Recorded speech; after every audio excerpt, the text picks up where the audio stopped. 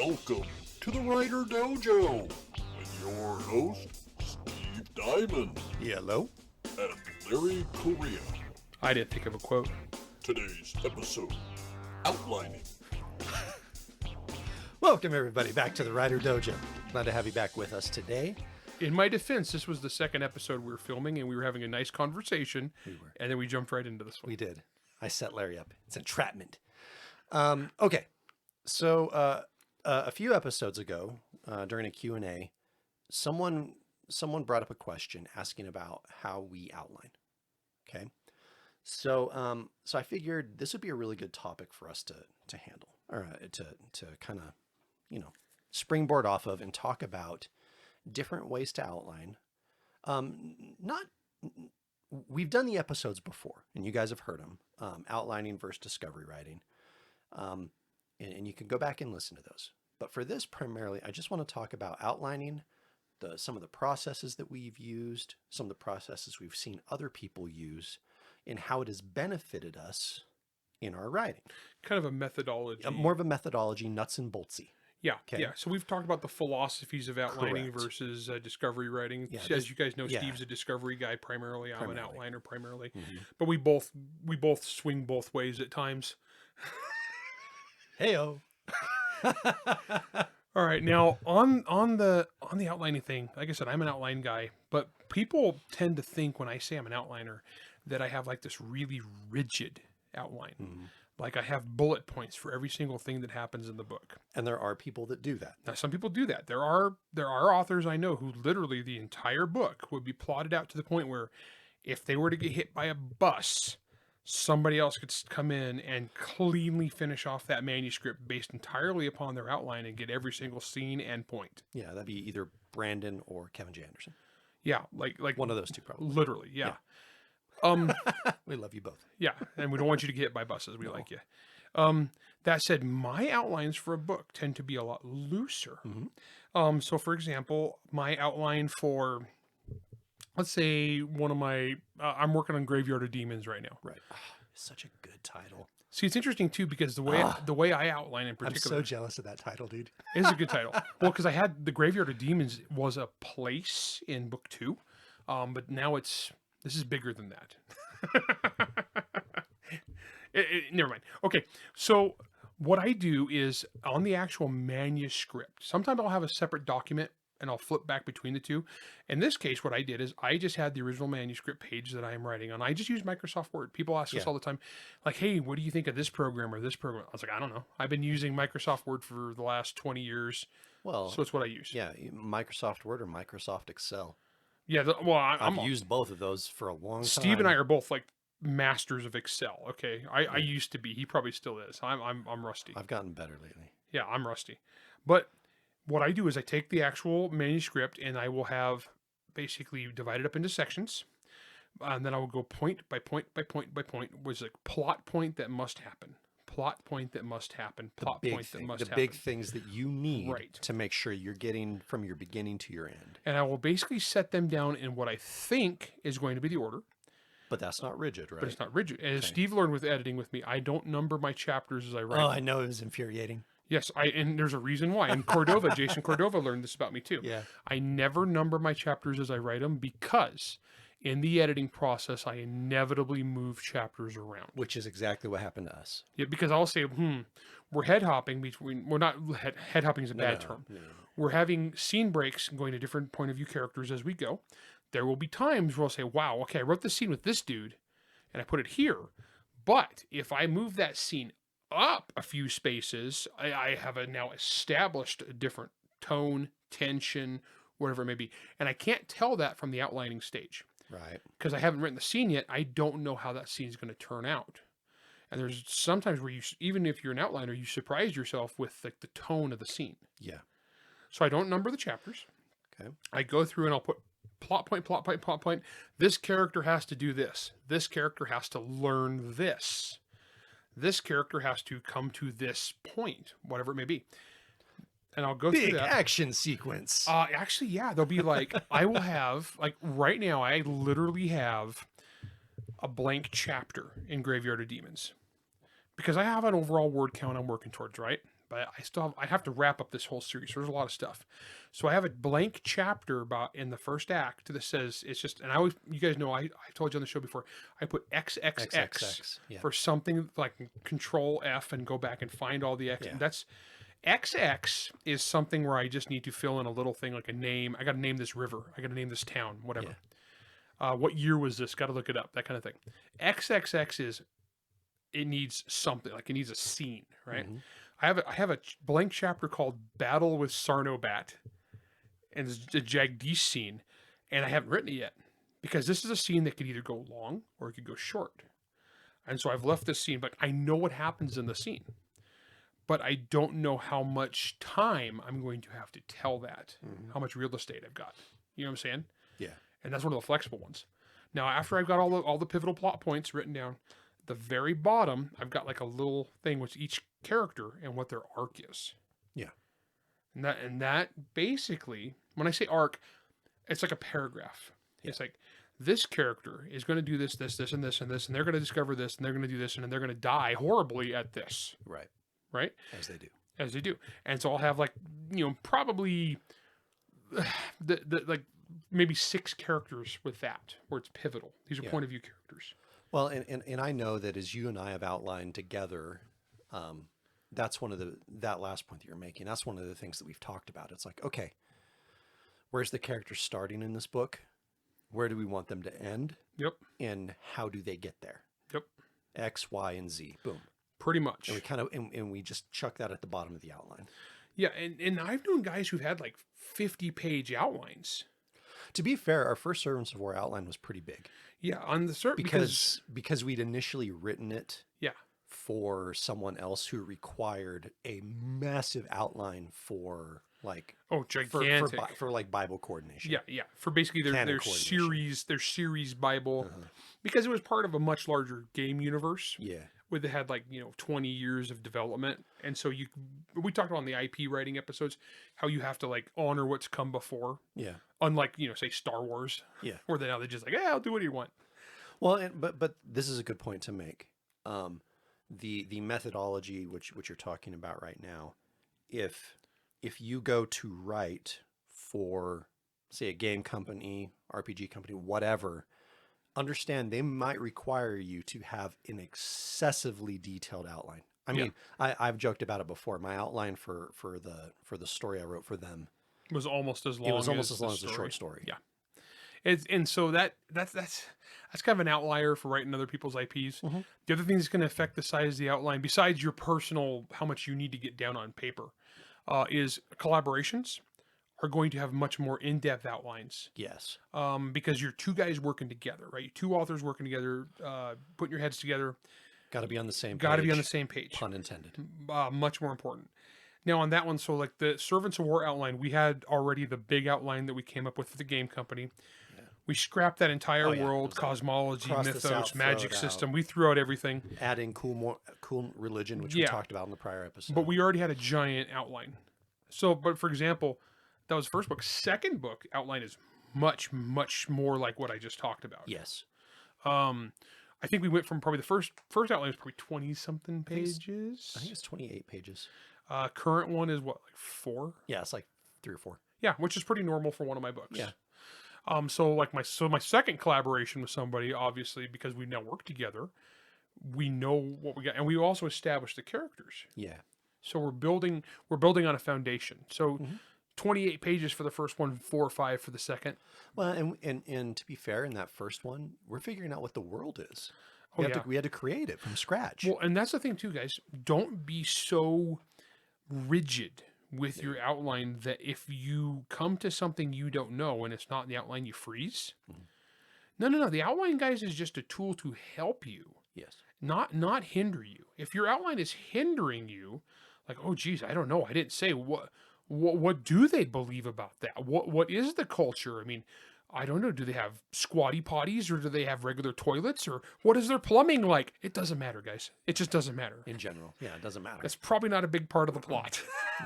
I don't know. I'm not judging. I don't know what people are writing. I don't know. I mean, maybe you're writing the next Squatty Potty epic fantasy. This I don't know. never came up in Servants of War. We just No. assumed they did it off scene, right? Right. Yeah. That's not the scene I want to write. Well, I mean, let's be fair though. The trench warfare, it's just like you go in the hole. Yeah, that's fair. Yeah, that's fair. I mean, but the thing is, guys, it doesn't matter. The outline is a tool to aid you. If it stands in your way, you need to change the outline. Yeah. That's another thing too. One of the things I wanted to mention on the outlines is people get slavishly devoted to the outline. Yeah. But outlining is a different creative process than actually writing. Yeah.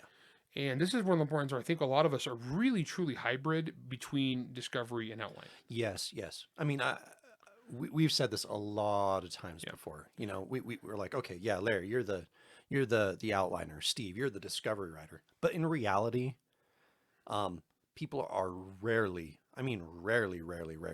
on the pole opposites of those of that bell. Well, curve. like we've talked, because even discovery writers, you kind of outline it as you go. Yeah, well, and as you're an outliner, you're kind of discovery writing your outline. Right, because as it's an outliner, silly, there's right? points where I just don't know. Like something happened here. Mm-hmm. Like I get to the point where this character needs to have this development. I don't know how she's gonna have that. We'll get there. I've actually, and then that will be the point where you come up with something brilliant that all of a sudden you're like, whoa. And if that's not in your outline, but you're like, dang, that's cool. Yeah. Then you go back and you change the outline to fit that. Yeah. Going forward, you know, so I'm writing Graveyard of Demons right now, and I had a scene where I had set up a minor thing in the last book, like kind of to carry forward. When last we saw Radamantha Nemsdar Harbin, she was a guest of Great House Vidal, i.e. almost hostage, but she cut a deal with him. It's like, I will help you translate this ancient stuff that will find this black steel treasure. In exchange, you will spare the lives of your cast list, because she still feels great guilt for the part she played in that genocide. So she's trying to save the lives of a bunch of people. And so that's how I resolved that in the fourth book, but we hadn't got into her actually doing it yet. So what I had in mind when I did the outline was kind of a minor thing. And it was actually kind of like a thing that was interesting and it was cool and it would carry the story forward. But then I got to that scene and I just had a thought that instead of this, what if it's this entirely different thing that I've shown once before in this series, but I introduced a second one? All of a sudden, there's like huge complications. And once again, this is the last book of the series. I don't want to the thing is, I got to be careful. You got to be pretty careful. Because you don't want to open up too much new stuff in the last book of a series because the readers want resolution. Yeah. Right? But this was too awesome not to do. And it also, with what I already had planned, offered a potential way to aid the resolution of something else. Yeah, see, that's good. You know, but it was more interesting than what I originally had in the outline. Now, I'm a personal fan of the belief system that because we all experience this when we're writing. We're writing, and we're like, oh, I somehow stumbled into or foreshadowed somehow this super awesome thing that I'm now doing. Yeah, this is a great idea. That's a great feeling. Woo! And you go off and you're like, dude, this was awesome. And John Brown calls those the eureka moments. Yeah, the eureka moment. But here's the thing: it's not a eureka moment.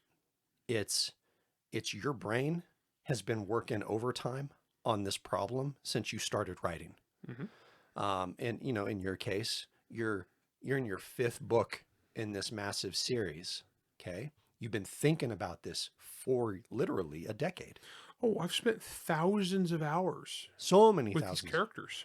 And so it's only natural that at a certain point your like awake consciousness catches up with like the crazy connections your brain has been making, in the back end, behind the scenes. It's like when you wake up in the morning and everyone's like, oh, I had this great idea in the shower. It's like, well, no, it wasn't. You didn't have the idea in the shower. Your brain's been working on this idea for a while. You just finally caught up to it because you woke up. Because the human brain's incredible. Mm-hmm. And I've had this conversation with Dr. Rob Hansen. And guest of the show. Anytime I talk about him, I have to say Dr. Rob Hansen. But it's fascinating. It's fascinating. And you've talked about this and you just said it, that even as a discovery writer, quote unquote, my brain is constantly thinking about what I've already written and thinking about where I need to go. And so it kind of, I mean, look, it's outlining it just without paper. You know, you're discovery writing with an outline. It's all the same. Yeah. As long as you get to the end destination where you want to go, it doesn't Right. matter. It's just whatever tools you need to do to unlock it, Yeah. basically. All right. We're going to take a quick break. And when we come back, I think what I want to do, Larry, well, we'll get there. I have an idea. Okay. All right. We'll be right back. What is the Fall? And why has a rebel faction sent a special agent to Earth to retrieve it? Eri Houdini, special steward of the royal house of Vadushae, better known to humans as magician Harry Houdini, fled his homeworld during impending global civil war. He brought a unique device, the Fall, whose absence caused the uprising's failure and the collapse of the imperial regime. Vadushae has been at peace for over a century. All that is about to change. It falls to the Alpha 1 team, Echo and Omega, to find out why, or die trying. A Small Medium at Large, Book 2 in the Division 1 series by Stephanie Osborne. Pick up your copy today. Welcome back. Okay. So here's my idea, Larry. Here's what I want to do. First half of the episode, we kind of talked about, you know, like in general, what you do for an outline and how it helps you.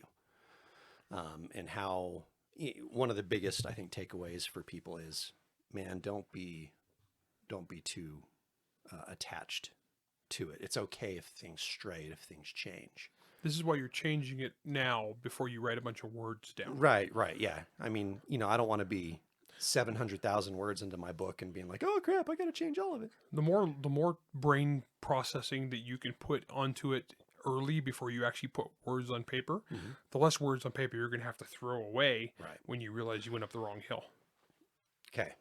So, for example, this is fairly new information, and I'm not going to say everything about it because it's I'm waiting on the final contract. But so I signed a 3-book contract with a publisher. We haven't talked about this yet, but Steve got a new book deal. Yep, I got a book deal, and Pretty dang good one too. yeah, it's sweet. And I'm excited for it. It's an idea that you've heard me talk about. It's my Gundam meets Alien idea, quote unquote, science fiction. So 3 books. Okay. When I started doing this book, this is one of the books I actually did outline the first half. Now my outline is a series of bullet points on 1 page. Whatever works. Whatever works. Yeah. Okay. But here's my problem, Larry. I'm not an outliner. Okay. So, there are many ways in which I'm not being effective. At least I feel like I'm not being effective with my outlining. So here's what I want to do. And no, we're not gonna outline the rest of this series on the podcast right now. That's silly. You know, we'll take a bit more than 15 minutes. Yeah, and we'll do that offline over Thai food or something. So let's pretend you're a dude in my shoes. Okay, you know that a publisher is about to approach you for a new idea. Okay. Just off the top of my head, let's do science fiction, Larry. Okay. Far future. Okay. Far future. Earth is a distant memory, maybe even a myth. Dune level future. Dune level future. Okay. Yeah, 10,000 years in the future, 20,000, whatever it was. And that's basically what you've been asked to write. Publisher comes up to you and says, dude, Larry, I'm going to give you $9 gajillion if you write me a 3-book super epic future science fiction series. Okay. Okay. So my process here. Okay. Process. Okay. Nuts and bolts. All right. So in a situation like this, where I'm starting a new project entirely, I'm going to create 2 documents. Okay. In my case, Word documents. One Word document is going to be World Guide. Second Word document is the actual outline for book 1. Okay. Now, are you working on these Simultaneously. Okay. Because what I'm going to do then, I'm going to spend the next couple days thinking. And On your back porch, usually. going on walks, sitting on my back porch, shooting guns, Yeah. whatever it may be, to uncork my brain. When I was young, I think one of the reasons I wound up as a writer is I spent a lot of hours alone moving hay bales. Like yeah, I mean, you got no choice but to think of other things. literally thousands of hours moving hay bales. Yeah. I was a very strong kid. I was a cross country runner. Yeah. Nothing else you can do. And so you think. So this is what we're doing right now. So I'm incorporating this. So I got world guide, I got outline guide, and I'm going to start thinking of stuff. And we've talked about on the show before where ideas come from. Sometimes it might be character, sometimes it might be world, sometimes it might be plot. So those are basically your three things that you're looking at that you're getting ideas from. Mm-hmm. Each one I'm going to start writing down. Now, if I have plot for book one, that's going in the outline. And as the outline grows, I will start filling in the other stuff. Over in the world guide, I'm like, what is the world? What is the setting? What are the rules of the setting? What makes this interesting? What am I selling? What am I pitching here? What are the cool ideas in my idea bank that I'm drawing upon for this particular universe? Mm-hmm. That's the first part. Second part of that document's characters. Who is this book about? Yep. And we've talked about plot versus character before. I'm a character drives plot kind of guy. As am I. We've talked about this before. Yeah, and honestly, I think writers a lot of times we put a distinction on this. It's completely unnecessary because you got to have them both. Yeah. So I'm going to start writing. Okay, dude, you know what? In this book, I really have wanted to write this kind of character for a while. I wanted to write, a pirate captain. I wanted to write, David Weber's Horatio Hornblower in space. Sure. Jim Butcher, Wizard for Hire. Yep. Return of the King, whatever it may be. Mm-hmm. And when I was originally writing some of my books, I didn't have character names. Yeah. I had a character archetype. I had fantasy Judge Dredd. Yeah. You know what I'm saying? Yeah. It doesn't really matter at this point. Monster, I had Frankenstein's monster, werewolf boss. Yeah. Okay, I'm dead serious. I had all the horror movie tropes. I had main guy, sexy librarian, jock friend, nerd friend, Ex-stripper.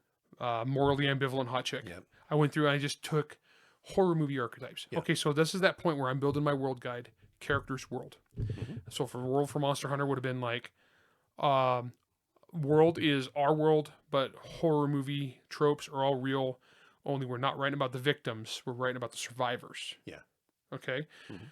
And so if I'm doing this deep epic fantasy, And as soon as you say that, yeah, as soon as you say that, it starts to build. Your thing is okay. Well, what type? Okay, I have my horror movie character tropes then. So who would be the survivors, and how do I start pegging them? Exactly. Yeah. So if I'm writing this deep future thing, I'll say, what kind of story am I telling? Sure. Am I telling like a really broad, Isaac Asimov kind of foundation sort of thing? Am I telling like a Dune big world epic, or am I telling the story of a bunch of ragtag adventurers, trying to get the gizmo to save their village? Totally different Yeah. thing. Dune versus Serenity. Exactly. Or Dune versus Firefly. Excuse me. Both wonderful things. Wildly different. So at that point, when I'm building my world, I'm deciding what flavor is this world. So even before I get down to like the planet X has this much humidity, and who cares? All right. Yeah. This stage, I don't give a crap about that. Yeah. So over those next couple days, and usually this process will take me 2-3 days. Mhm. Is what I usually do. Okay. Give or take, maybe a little bit more if it's a new season of Call of Duty. Okay? Full disclosure. Speaking of this, season 6 just dropped the day before we're recording this. I'm a little antsy. Dude, I can't say anything. I mean, I just got Armored Core. What am I supposed to do? My daughter just got Armored Core. Yeah. Yeah. So the key here is, guys, this is the stage where you get this stuff down. Now, once I start having those plot points, I say, well, this is the story I want to tell. I go back over to the outline and I start doing. We talk about the first part of the episode. I'll just make a little paragraph. This needs to happen. This needs to happen. This needs to happen. Sometimes I'll have a visual in my head. I'll say that, I have a visual of the spaceship rising up over the such and such obelisk, or, whatever it may be. Werewolf boss gets pushed out the window with a desk. That was an idea I had for a lot of years. Yeah. And I'll put that there. And I was like, this is where I get that image. This is where I get that cool shot. I mean, the werewolf part was probably not in the initial part of that scene, but Well, it was. I've had some annoying bosses. That's why I was able to channel that rage so well. But go through that, guys. And so you're building the two documents simultaneously. And what you'll discover as you build one, it'll build the other automatically. As you world build, you'll be like, oh, wow. Okay, I've introduced this really cool thing. this world magic has a fuel source, i.e. demon bone. Well, that means there's going to be demon bone smugglers because the government regulates who can have how much magic, Yes, right? they would. Boom. Awesome. I now got another character arc. I got where another character comes from. If I'm going to have a demon bone smuggling operation, then clearly somebody needs to smuggle demon bone, and that's a really interesting sounding character. Okay, there you go. So these two things go hand in hand. You start filling in those bullet points, whatever it is, and pretty soon it's like, oh wow, I've got a very loose skeleton of a plot. I've got a world that this takes place in. I've got characters that are doing this adventure, and I've got a loose idea of where they're starting, where they're going, how they're going to get there, and where they're going to end up. So, okay, so as we go there, I think, and maybe this is a personal thing, it's in general, it's very easy, very, very easy for me to, especially when I'm constructing these very simplistic outlines that I do. I almost always know where I want to start. That for me, that's really easy. A lot of time, and a lot of that's because I come up with a cool character. It's like, oh, okay, that's a cool character. I have a cool character idea for them and who they are, which means that I need to put them in peril this way right here. Right. And that's where I typically start. So, but to my show problem, off this cool element of that character. Yeah, exactly. He has to get in this situation. Mm-hmm. So for the first, like for example, my science fiction story, the opening scene is he's a child slave on a planet with totally not Wayland Yutani, and they get invaded by another corporation and giant mechs and explosions and massive death all the way around. Boom, right at the start. Okay. That shows off your world. It shows off the situation, the characters, and what they care about, what they don't care about, yada, yada, yada. Okay. Here's the trouble though. And I think a lot of people, myself included, especially if you're a discovery writer who's trying to learn the art of outlining, is and maybe I'm overthinking it. It's how do I decide, or how do I determine where they need to go? Like what, how, like it can become difficult to look out and say, okay, 300 pages down the road, I need this ending. Mm-hmm. So for you, how do you do that sort of a thing? Sometimes you don't know the answer. Sometimes you know approximately where you need to get to, but you don't know exactly where the destination is. And that's fine. You don't have to fill in every bullet point on the outline. Mm-hmm. Sometimes you can have a question mark and be like, well, I know something happens here. It probably needs to be an action sequence for the tension. Yeah. And that's fine. Leave that for now. Mm-hmm. That's perfectly okay. You don't need to have the entire outline filled out before you start. Because honestly, the way our brains process stuff, and we've talked about this on the show a lot, the more you think about it, the more stuff's going to unfold, and the more connections are going to be made. It's all about these connections, logical story connections. You've got a world guide. You've got a world. As long as you stick to the internal logical consistency of that world, it's going to start to suggest solutions to you. Mm-hmm. I've got this problem. These are the rules of my universe that I've established. Hey, wait a minute. If we do this and this, according to this, we can do this. So you don't have to know everything. So you might have a big question mark at the end. Sometimes, like my outline for Spellbound, remember I had an entirely different ending. Oh, right, yeah. Remember the book? Gosh. Yeah, see, that's a great example. I forgot about this. So I had an outline, and so in Spellbound, I had what I thought was a pretty big, satisfying conclusion, and it was. If it was a normal person's book, that fight on Roosevelt Island would have been a satisfying ending. Yeah. Right? Kaiju are better. Except I'm Larry Correia, and the first book ended with a teleporting magic ninja fight on a flaming pirate dirigible. Right. So I wrote the scene, and we had a big fight scene, big gunfight. There was little robots on it, and people were blowing up. And there was basically a black hole sucked this whole island base into the Potomac and disappeared into another universe. Great. That's a pretty good ending for most people, right? No, insufficient, because the first book had a much bigger ending. So I was like, no, I got to top that. Yeah. So what I did is I actually went back and tacked on another probably 15,000 words of action sequence onto the very end of the book. Yep. Where I took one of those characters that I would have just killed, and instead I twisted and made something really, really crazy. And then we had a giant kaiju fight. Plus, it's 1933 is when the book takes place, which is the year King Kong came out. Yep.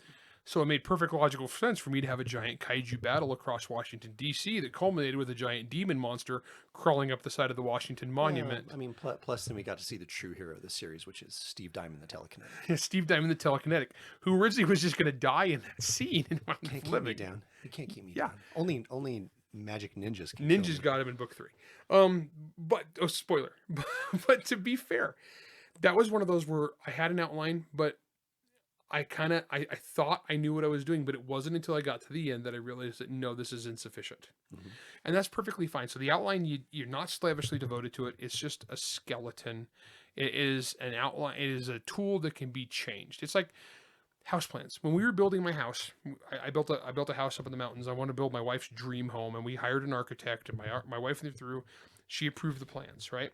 She's like, this is my dream house. Okay, cool. So we start building it.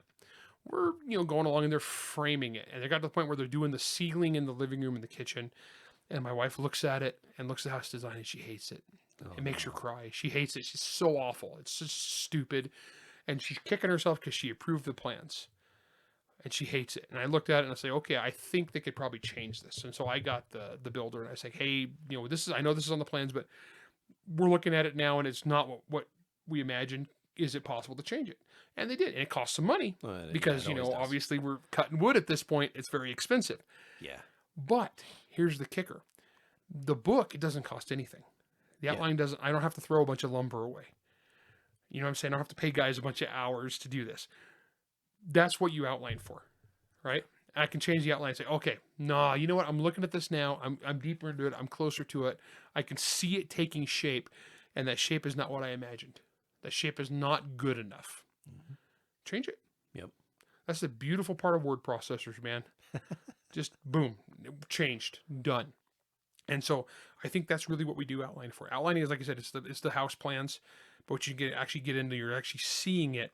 It's not the same as what you had in your imagination. Okay, so let me ask you this question then. As you're going through, and because this is another topic that we've discussed on the show before, the idea that, you want your first book to be standalone-ish, but with series potential. What are you doing? Again, fictitious publisher. I need a 3-book science fiction, whatever, Dune series from you. Like, how early in your process are you thinking, okay, what can I do that's big term and like long overarching plot points and stuff? And I've done this several times. And Yeah. you've seen this. And I do this in most of my series. I'll leave hooks. And what I do is basically those are world guide hooks. So the world guide will have actually what's going on. I'll say, so I might introduce a character or a concept or a principle, but I don't have time to explore it. Yep. So I'll put in the world guide what it actually is, what this technology actually is, who this person actually is, whatever it may be. That is there. I've left that clue for myself. And that is a hook. And so in my actual outline, I'll be like, so-and-so is revealed to be weird, or so-and-so does a thing and there's no explanation for it. That's great. Those are hooks. And these are the kind of things you could finish the book and you don't have to necessarily resolve them, but people are still like, wow, I wonder who is that guy? Yeah. I knew your father back in the Clone Wars. Yeah. Which I think they just made that up as they went, let's be honest. Sure. But yeah, that's a perfect example. It's a hook that was left. You don't have to explain everything at the time. Put that clue in your world guide as to what you think it is. And here's the kicker. You're not committed. Yeah, no one's seen your world. You're not publishing your world guide. Nobody has seen your world guide. It doesn't matter. So you might say, you might not even know. I mean, like I said, like Agent Franks, I knew from the beginning who Agent Franks was, but it wasn't until later I explained who Agent Franks was.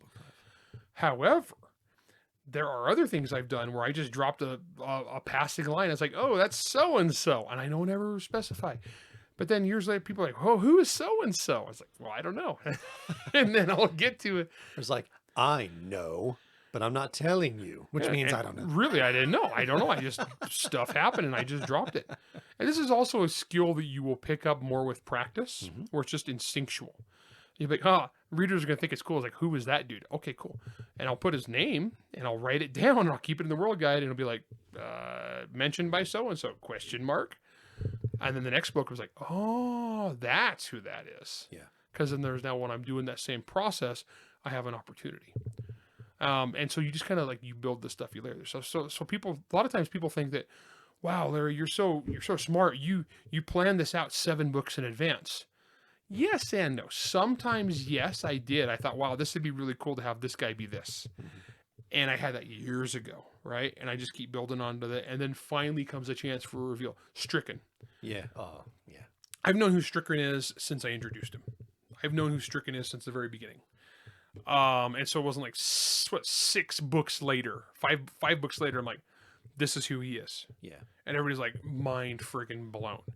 So that one was planned. I feel special. I called that one. You did actually. That was actually really good. Yeah. Plus you were one of the only people that got the bloodlines was actually not the bloodline you thought of.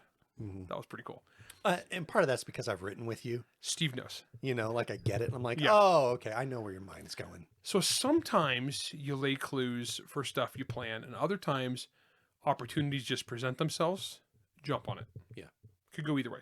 And either way, the readers think, wow, you're really smart. No. You just grind enough hours on a word processor, eventually you're going to like get lucky. Yeah. Now, I think we're going to call it for this episode. We'll do another one. And look, as you listeners have seen, when we get other guests on, a lot of times we ask them the specific questions. Oh, are you an outliner or a discoverer? How do you outline? Whatever. Because everybody does it a little differently. I mean, shoot, the outlines that Mike Rothman and I put together are done in a very different way than how you and I do them. They're very, what's the word I'm looking for? Like tableized. Well, he does very sciencey things, so I would imagine his world building is going to be tabulated and quantifiable. Yeah, it's you know it's Excel columns and rows and it's involved. Yeah. There's no right way to do it. Mm. So anyway, we'll do another episode where we talk about some of those things, or it might just be, that'll come organically as we talk with other authors. I mean, I don't want to outline the process. Robert Rodriguez, the director, I remember reading a book about that he wrote about being a director when he's starting out, and he used 3x5 cards. Oh yeah. Yeah. It was just like, he just had a stack of 3x5 cards of, I think that the mariachi should do this. Yeah.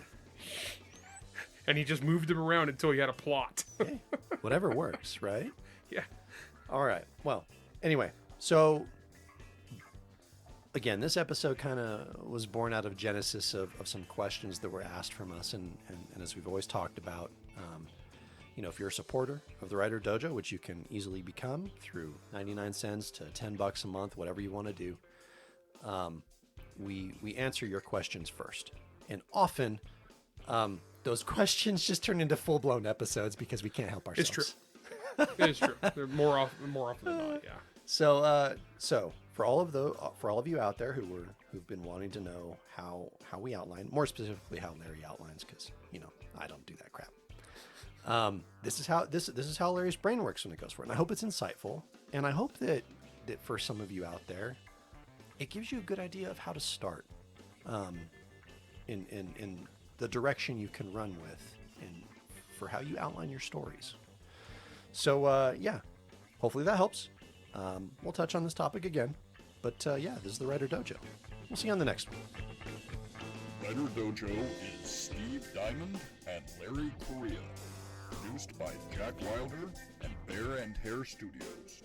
Theme song, Word Mercenaries by Craig Nybo. New episodes come out every Wednesday wherever you stream your content. If you enjoyed this podcast, you can help support us by going to anchor.fm/WriterDojo, by leaving a 5-star rating and review, and by helping to spread the word. To advertise on the Writer Dojo, email ads@writerdojo.com. All questions and comments can be emailed to questions@writerdojo.com. And they went down to the river and did a baptism stuff. You're like, what?